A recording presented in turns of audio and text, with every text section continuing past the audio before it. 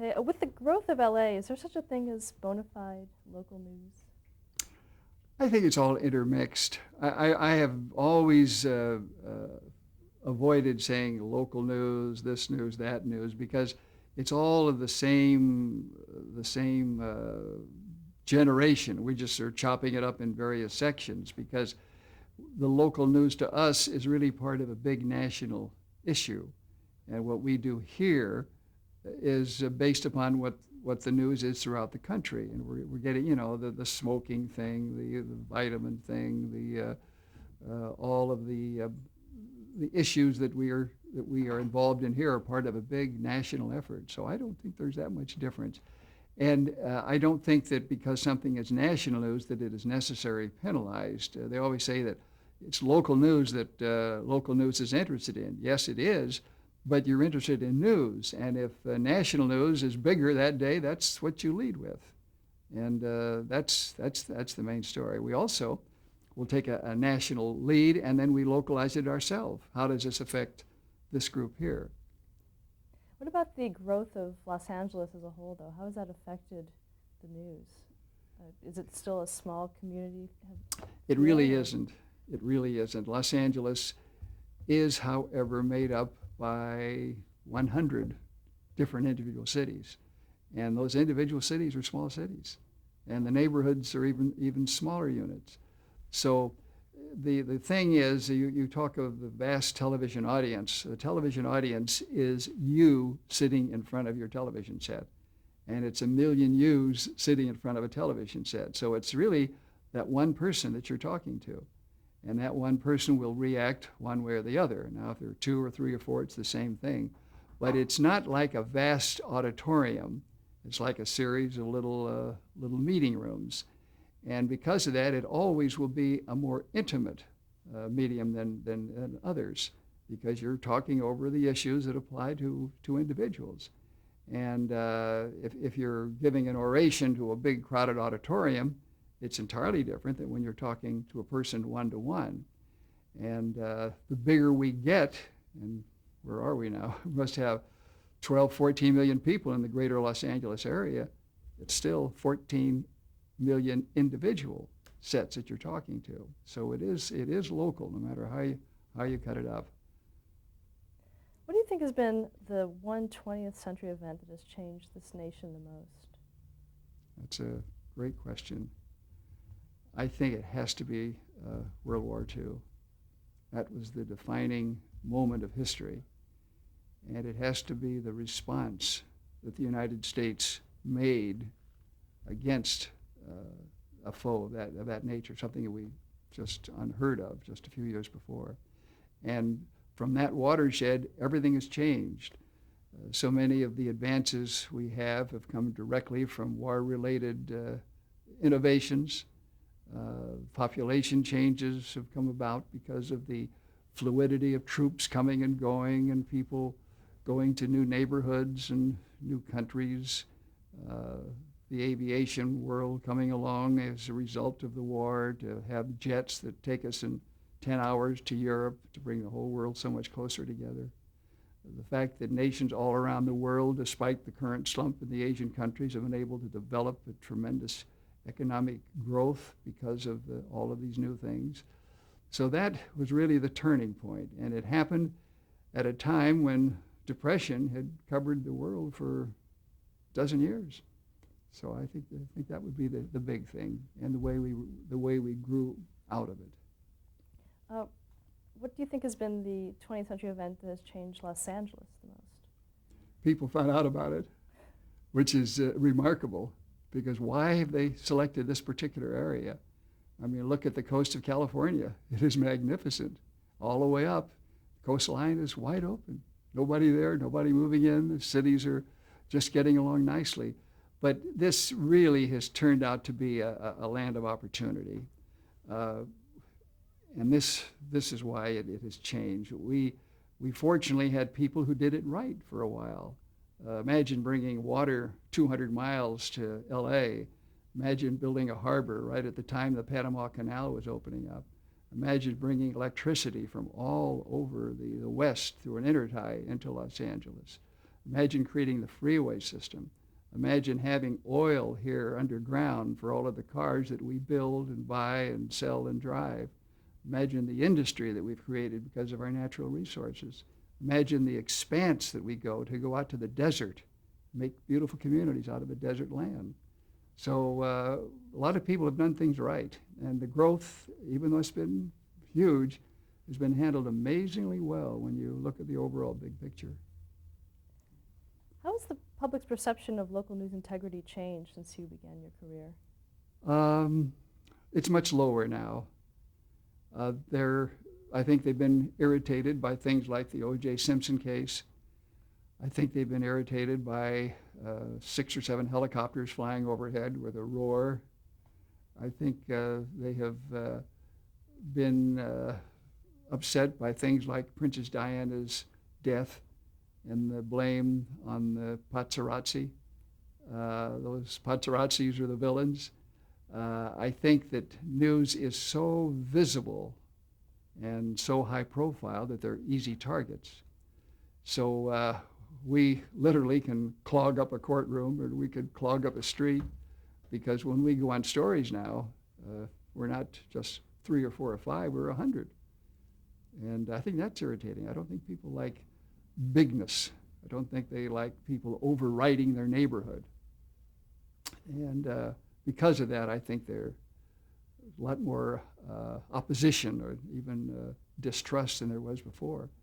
And it's just that when you see 30 people with cameras and microphones chasing one single person, it's almost like a bullfight.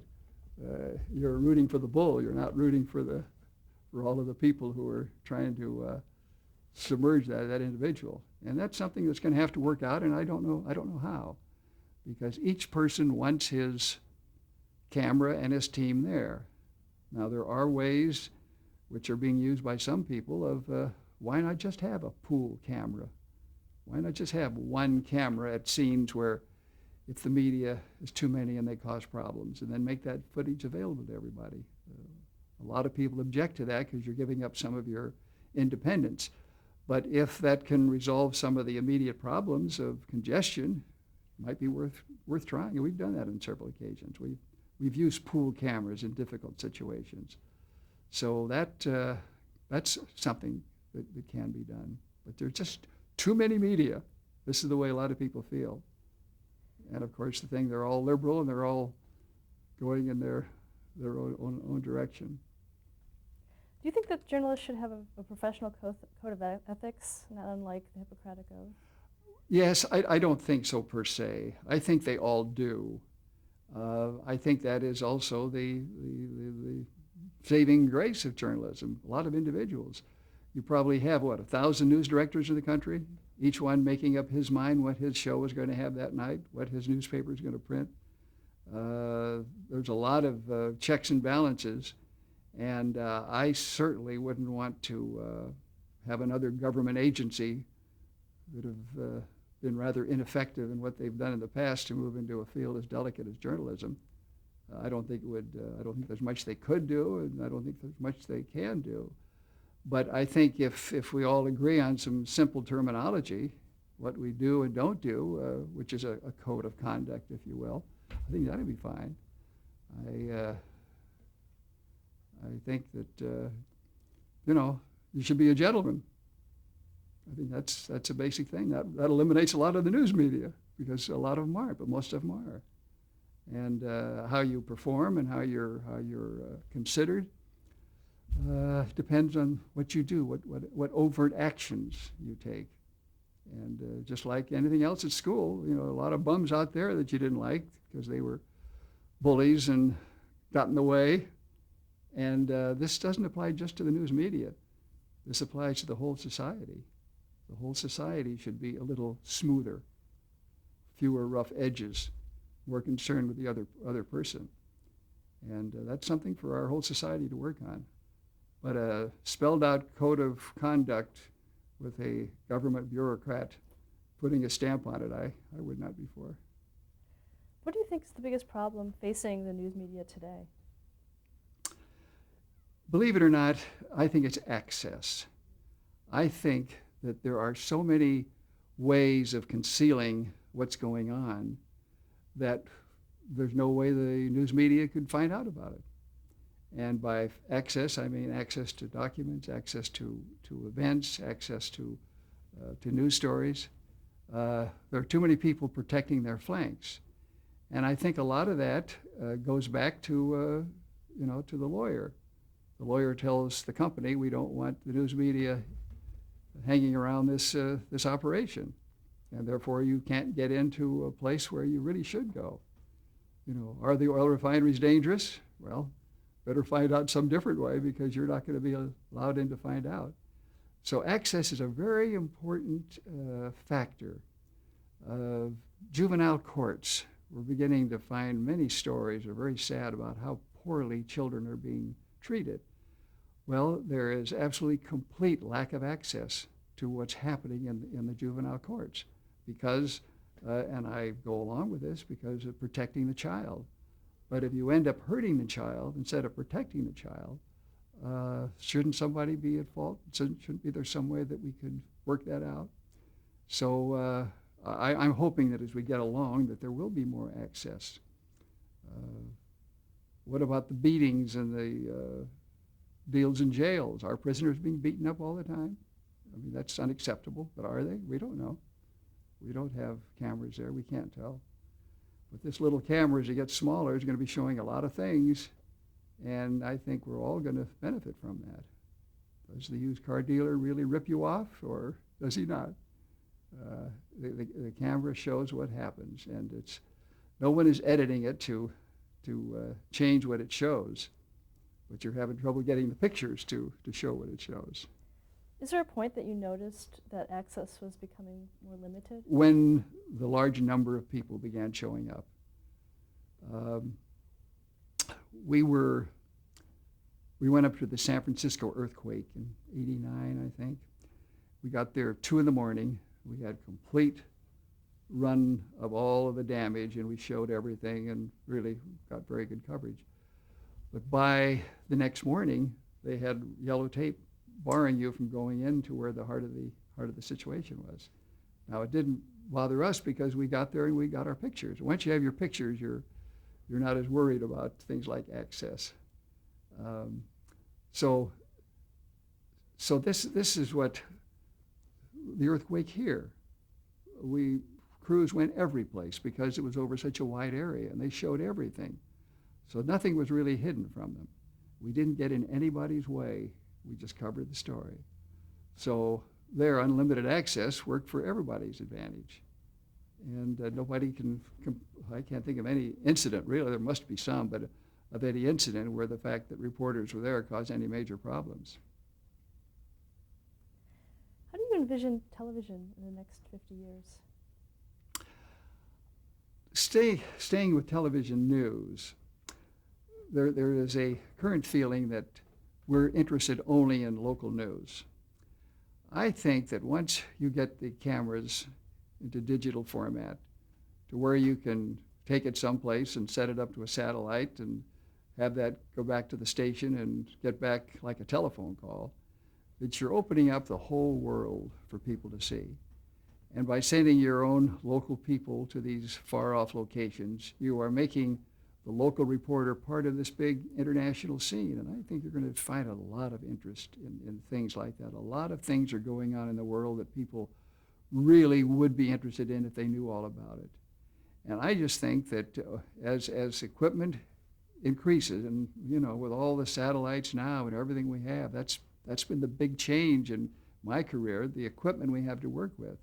Well, just a few more steps, and that satellite will be just like your telephone call, and all your pictures go back. This means you could have people all over the world doing these fantastic stories that exist that just hasn't the time or the capability of doing right now.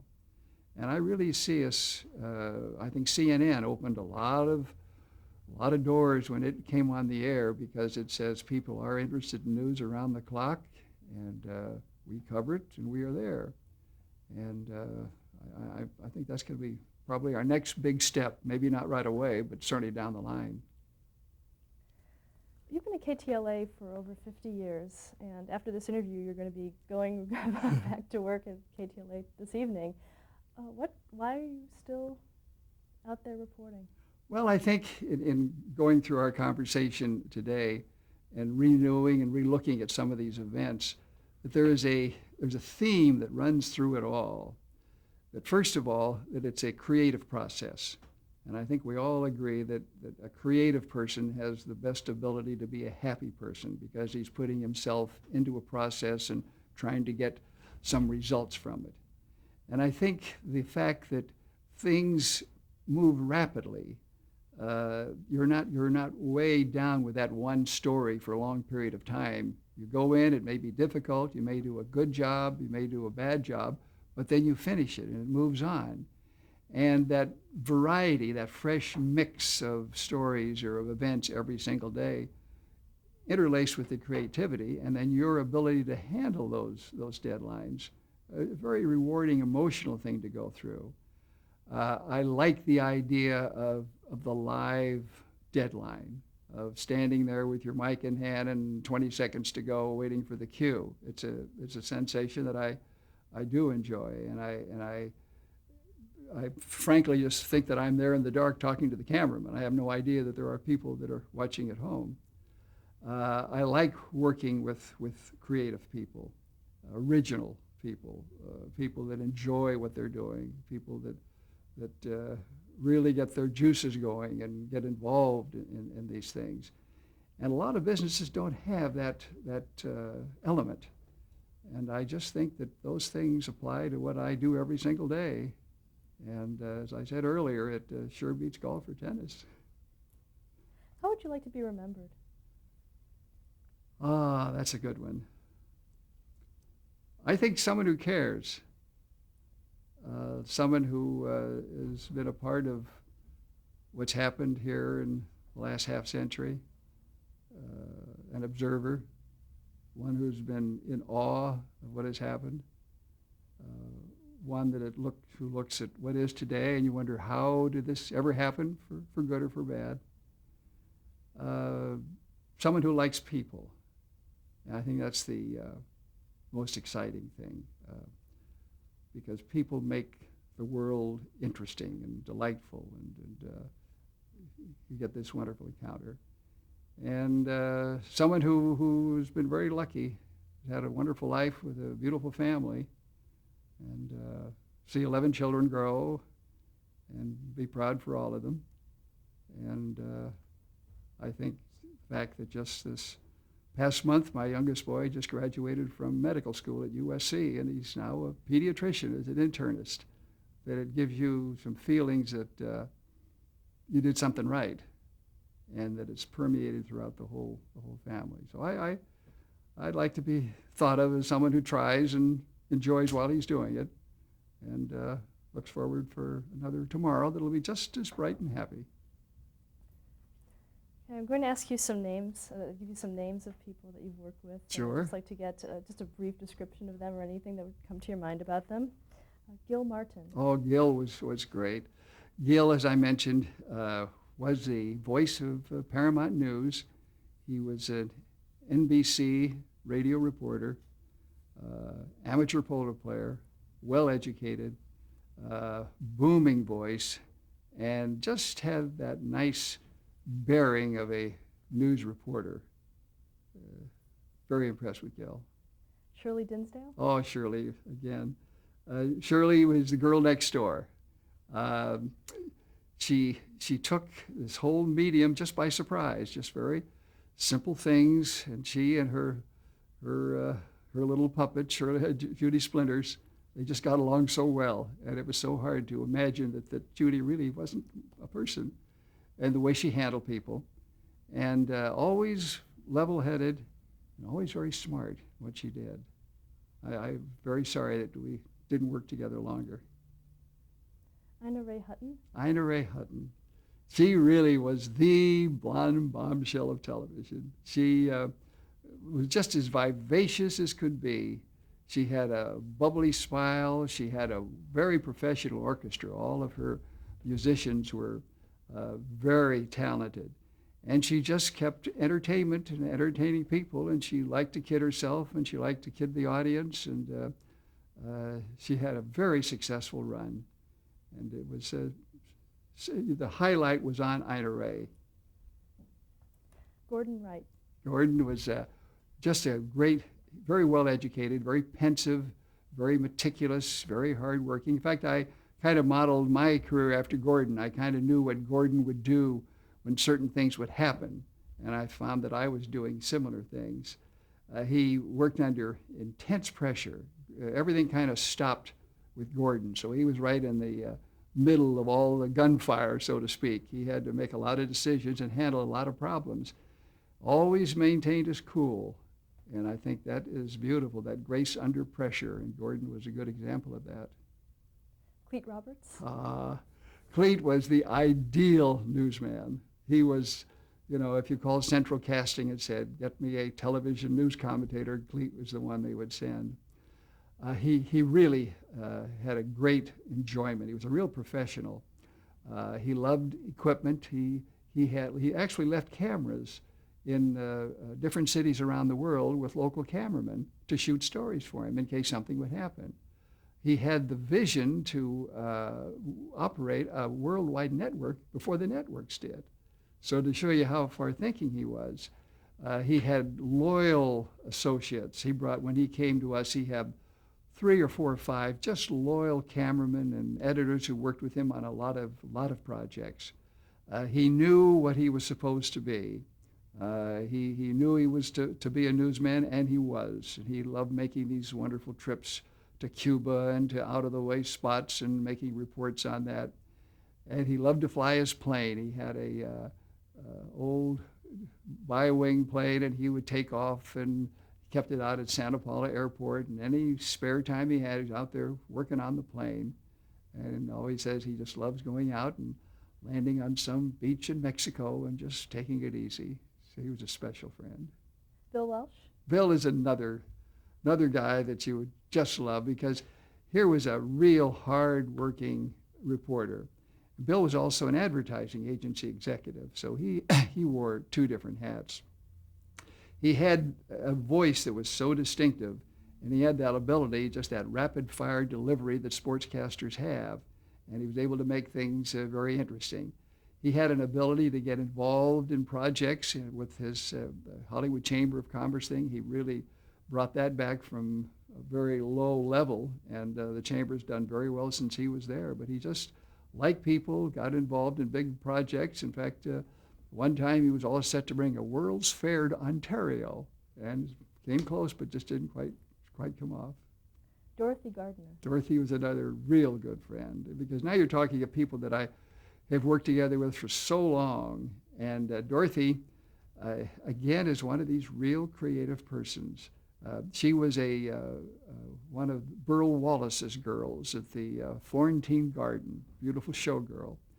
And she just took to television.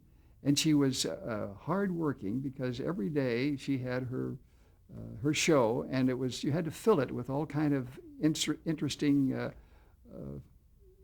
bits of information that for the housewife, of fashions or food or something. So it didn't come easily. She really had to dig in and do it, and she did it for years. Her personality was so nice on the air. She would host different programs. We did a couple of rose parades together. She did City at Night, which is the original ad-lib show. You go out with a live camera, you just follow the camera and talk to people as you go. And she was such a fixture in television during all of those years that everybody remembers Dorothy Gardner. John Milton Kennedy. John Milton Kennedy, had a beautiful voice, a very great personality, and he was involved in our station on different shows. I just think that John kind of personified the radio announcer that era, this beautiful voice. He's a warm human being, and he has great love of things and people. He's a very special friend. Ken Grau. Oh, Ken! See, now again we're right on the home schedule, because Ken got the job through Bud Steffen, who was at school with him up at College of Pacific, And I remember one night going over to Ken's parents' homes, and on their shortwave system, Bud calling Ken in Hawaii, saying, "Do you want to come to work at KTLA with Stan and me?" He said, "Sure."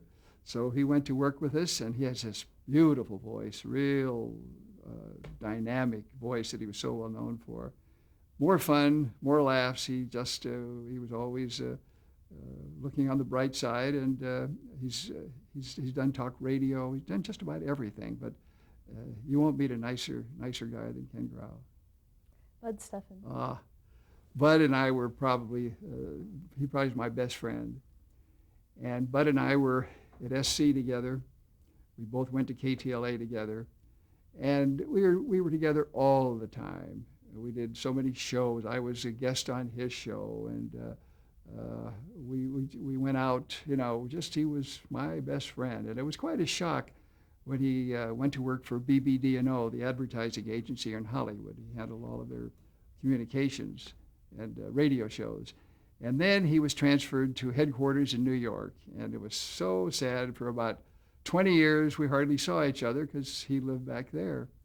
And then in recent years, he came out to Lake Tahoe, and we had a chance to see him several times. And we had one grand reunion down in Capistrano Beach a few years ago, and Bud was there, and we just picked up where we had left off, And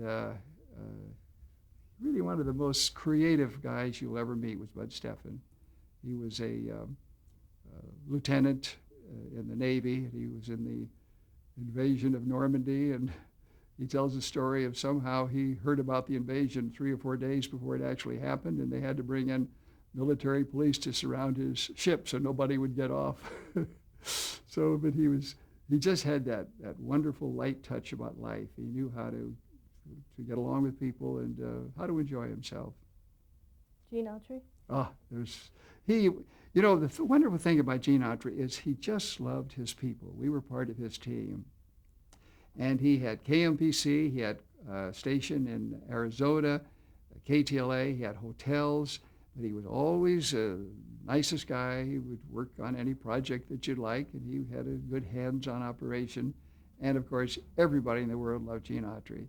Every place you would go, he would be the center stone. And he loved his LA Angels, and we always were hoping every year that he'd bring a pennant in, and he came close a couple of times.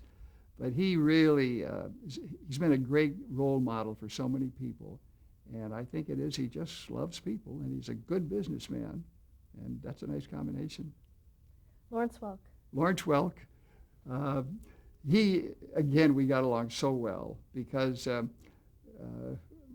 having worked on the show with him, I never was a part of the Lawrence Welk group. It was a real tight family, and they would travel around the country putting on shows on weekends, and it was really something. But we always we saw each other quite a bit. We were very, very close, and he had a great sense of humor.